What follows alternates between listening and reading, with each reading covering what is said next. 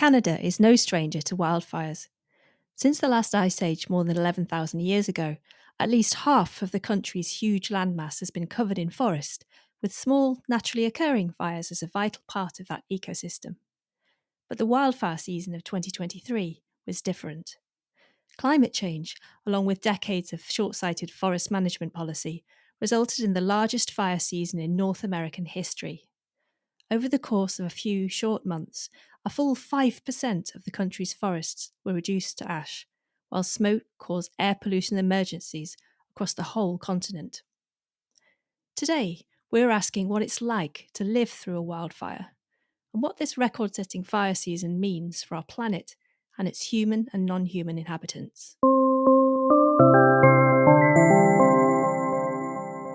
You're listening to Loud Numbers, a data sonification podcast.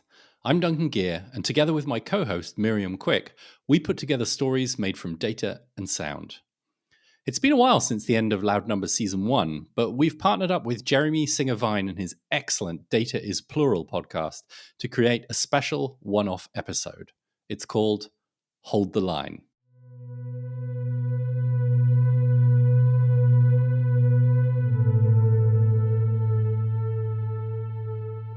We've got a special guest joining us for this episode. My name is Fern Yip, and I live in the Coast Mountains of British Columbia in Canada, on Statlian territory, on a very large lake called Anderson Lake, in the Valley of the Mountains. And yeah, I live here off-grid and run a wilderness school, a nature wilderness school out here called Earthkin. That's Earthkin. Living off-grid means that Fern's internet connection isn't the best. But we wanted to get her voice into this episode because this year she experienced firsthand what it's like to have a wildfire threatening your home. Now let's be clear from the start.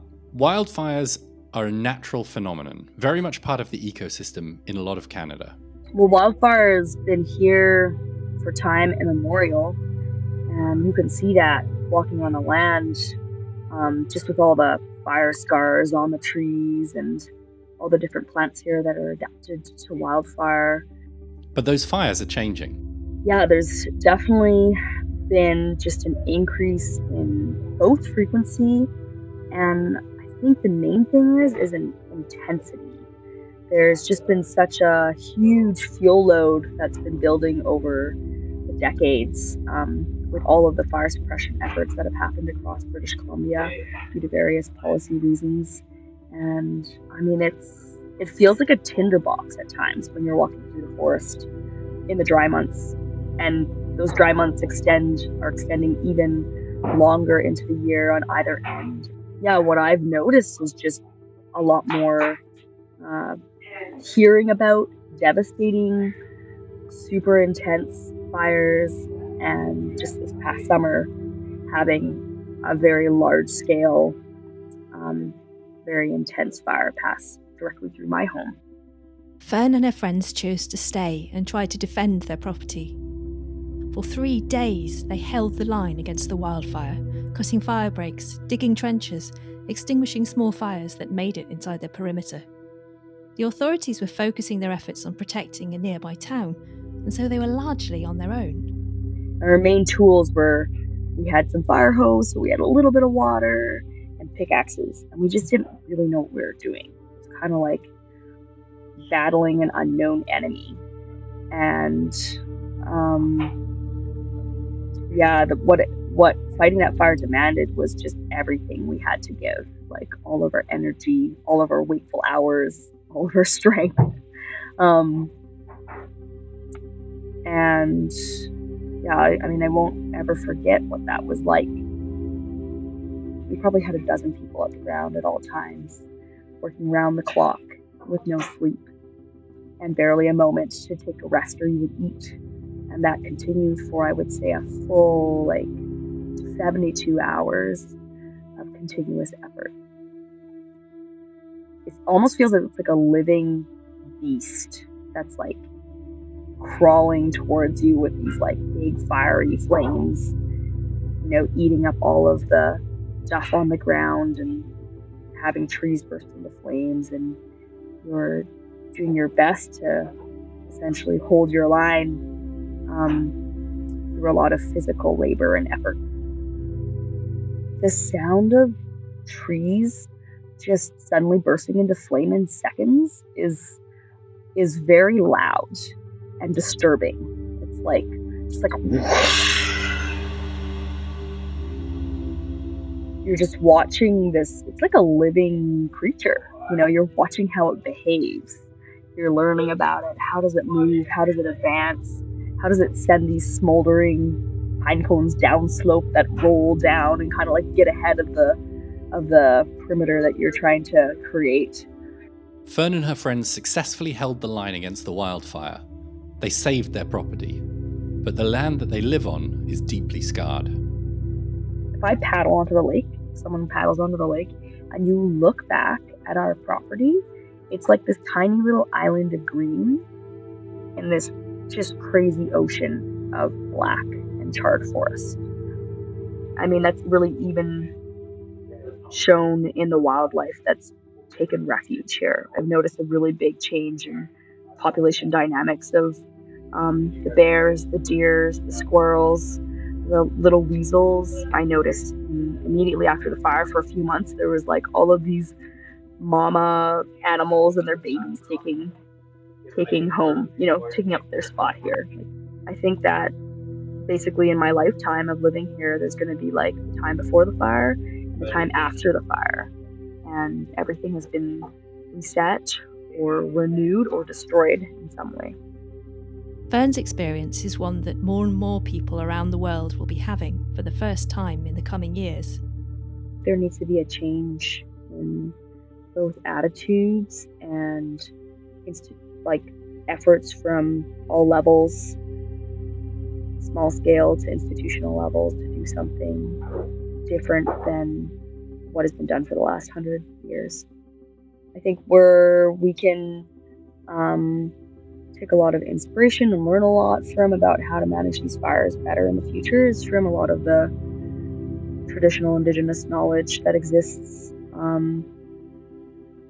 in Canada and in BC, because those communities and peoples, they intentionally used fire to keep ecosystems healthy and to really listen to those communities if they have ideas and let them lead. Unless we put efforts into fire safing our homes and our communities, and unless we make major efforts to reintroduce prescribed fire onto land, I think we're just going to continue to see year after year of these outrageous, huge wildfire seasons. For our sonification today, we've collected data from the Canadian authorities on the record-breaking fire season of 2023, and we turned that data into a piece of sound art that reflects the way in which forested landscapes are more vulnerable than ever. In our track, you can hear fire data from the 1st of April to the 30th of November. A day of data lasts exactly 2.5 seconds, so a week is 17.5 seconds, and a month lasts a bit over a minute. Every time a new day starts, you'll hear this sound. You'll hear a bunch of clicks. Each one of these clicks represents the start of a wildfire, and at the season's peak, you'll hear hundreds of these each day. Fires started by humans, accidentally or purposefully, are represented by the distinctive sound of a Zippo lighter, while those that started naturally, usually by lightning, are represented by the sound of wood crackling.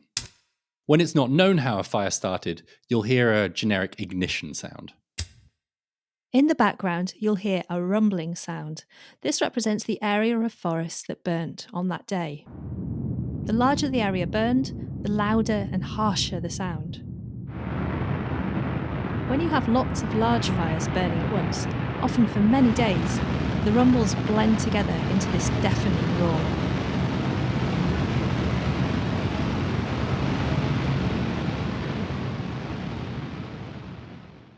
You'll hear some musical notes in there too. These represent the cumulative area burned over the whole season. As more forest burns, more notes are added.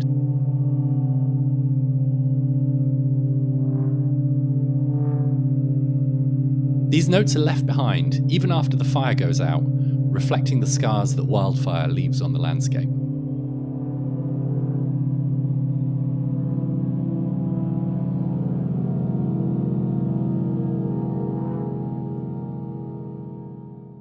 Finally, you'll hear Fern again. She names each month as it begins, so you can keep track of where you're at, and describes her experiences over the course of the year. That's it. You're ready to hear the whole thing. This is Hold the Line.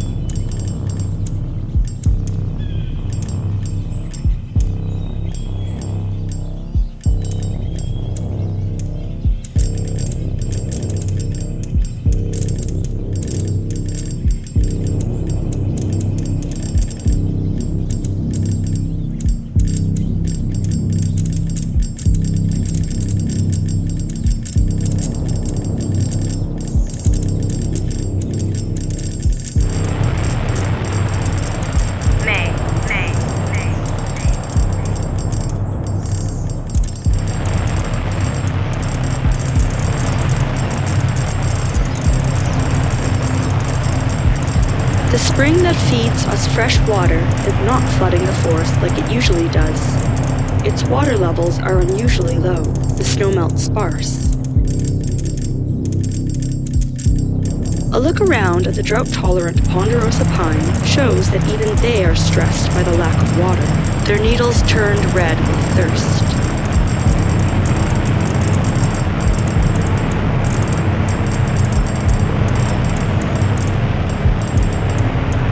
I worry about the spring drying up. The dry crunch of leaf litter under my foot is distressing. The spring rains that promised life and new beginnings have not been forthcoming. It seems likely that the wildfire season will arrive earlier this year.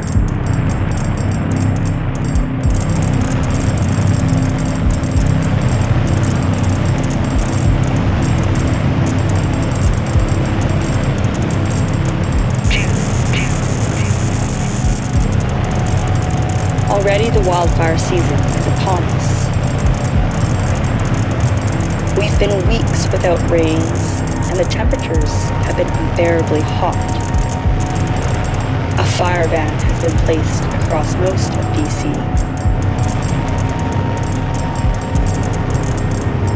The Saskatoon berries made a poor crop this year. A few sad and pathetic berries hang from the end of their branches.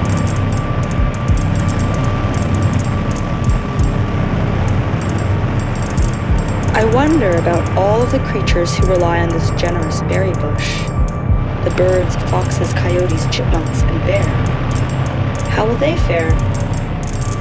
Without these berries to fatten up on, it will be a hard winter for the bears.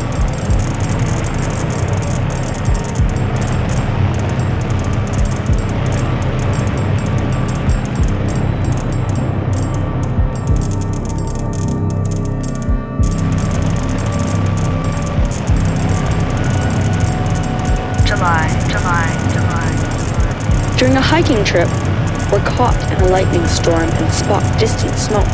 From then on, it feels like we're at war. Helicopters roar past, and the sky turns an apocalyptic red. Soon, the Casper Creek wildfire is less than 1 kilometer from us. We decide to stay and defend our home. Our setup is minimal. A pump in the lake, enough hose to get it uphill, and us 6 volunteer firefighters. That night, the wind gusts and the fire races towards us like a dragon of hell. We watch in the dark as it descends from above, engulfing entire trees in flame, raining down thousands of embers. For hours, I dig trenches as the fire creeps along the forest, meters from me. The air is so dry, my nose begins bleeding. The smoke is so thick, it hurts to breathe. After 72 sleepless hours, we manage to fend it off. I collapse into a dreamless sleep. August.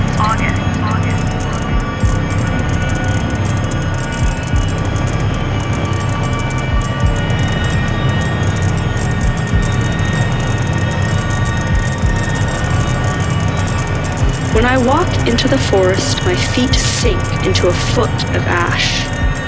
I find places I know well completely transformed. There are no white blooms of ocean spray, green leaves of mock orange, or open canopy of pines. Instead, a gray and black expanse of charred shrub and tree trunks surrounds me. My heart is torn asunder from the loss of the living, the trees young and old, the medicine plants, the young birds still unable to fly, the grasshoppers. I know that these lands will be renewed next spring, but the grief sits heavy.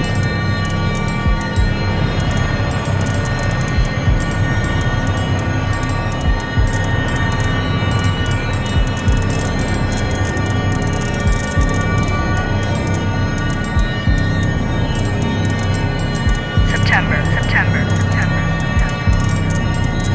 I find myself waking up in the middle of the night, coughing.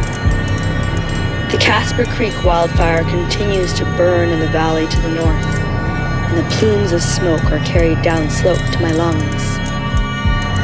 My voice is no longer husky, but my lungs are still sensitive. I take herbs to help soothe them, mullein, campaign, coltsfoot, but with all the smoke, I keep on coughing. On a backcountry trip in September, I hike up to a ridge and see thick plumes of smoke rising into the crisp blue sky. There is a different fire in all 4 directions. It seems like the whole world is on fire.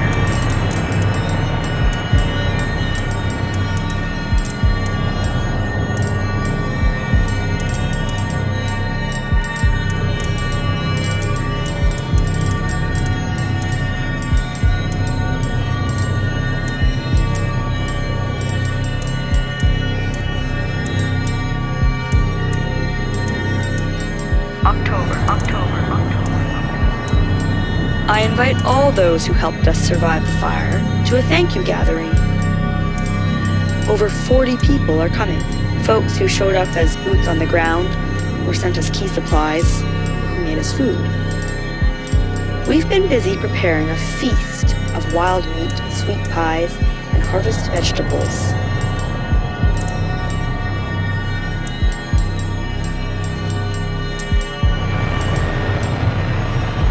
When everyone assembles, we celebrate our successes and share our sorrows by telling the story of the wildfire. It is the first time since the wildfire happened 2.5 months ago that we are together. The wildfire fighting stories bring forth laughter and tears from everyone. That night, we danced the fire, letting our bodies move us through the story of battle.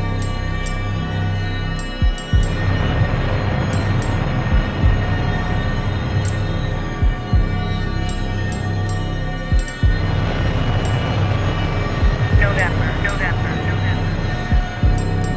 The rains have finally come and have quelled the wildfires.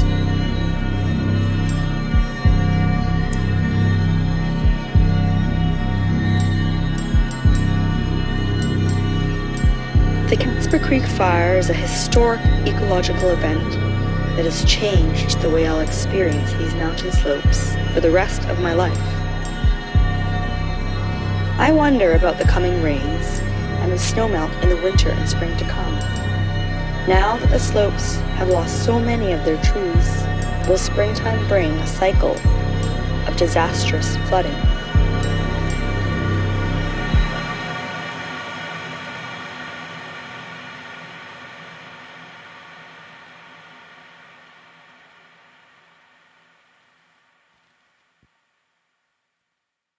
This sonification was created by Miriam Quick and Duncan Gear. To make it, we used Google Sheets to wrangle the data, Sonic Pi and Logic Pro X to turn it into music, and Logic Pro X to turn that music into a track. The data came from the Canadian Interagency Forest Fires Centre and was accessed on the 18th of December 2023. Huge thanks go to Fern Yip of Earthkin Learning for sharing her experiences. Check out her work at earthkin.ca. Thanks to Mendel from the fantastic Future Ecologies podcast for introducing us to Fern. And thanks to Jeremy Singer-Vine for collaborating with us on this episode. You can find all the numbers we used to create the track in the show notes, and a final version without our commentary on all good streaming services. Search for Loud Numbers. Finally, if you'd like us to make a sonification for you, or to learn how to make your own music with data, check out our website at loudnumbers.net. Thanks for listening.